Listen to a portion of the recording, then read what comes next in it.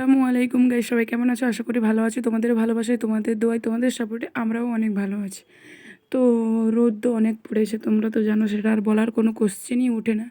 তো প্রায় 42 degree 43 degree চুঁই চুঁই করছে, আবার কোনো দিন 45ও হয়ে যাচ্ছে।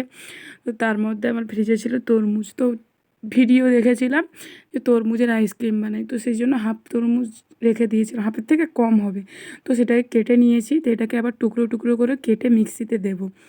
তো তার মিক্সিটা ভালো করে ধুয়ে নিয়েছি, তো তারপরে টুকরো টুকরো তরমুজটাকে দিয়ে দেবো। তো তারপরে কি হয়ে গেছিলো বলার দরকার নেই, কারণ অ্যাক্সিডেন্ট হয়ে গেছে। এই যে দেখতে পাচ্ছ এইটুখানি তরমুজের রস, তার কারণ হলো মিক্সিতে ধরে চেপে রাখিনি, পুরো একদম পিচকারি দিয়ে পুরো একদম টেবিল পুরো একদম মানে ভেসে গেছে, বন্যা হয়ে গেছে। তো তারপরে একটু বেড়েছিল, তো সেটাকে দুটো এলাচ, চিনি আর হচ্ছে তোমার বিট লবণ দিয়ে একটু গরম করে নিয়ে নেবার পরে এরকম করে রেসিপিটা করেছিল, আই থিঙ্ক আমি দেখেছিলাম। তো দেখার পরে এটাকে একটু ভালো করে ফুটিয়েছি। এটাকে মনে হয় ফোটায় না, বা কী মিস্টেক হয়েছে আমি সেটাও বলতে পারবো না। তো এভাবে ফুটিয়ে তারপরে কিছুক্ষণ একটু ঠান্ডা জলের ওপর রেখে, তো তারপরে যে আইসক্রিম মোল্ডে কী করলাম, দুটো ভালোভাবে ফুল হয়েছিল আর একটা হাফ হয়েছিল। তো এগুলোকে ঢেলে নিলাম, কী কী দিলাম তো দেখিয়ে দিলাম।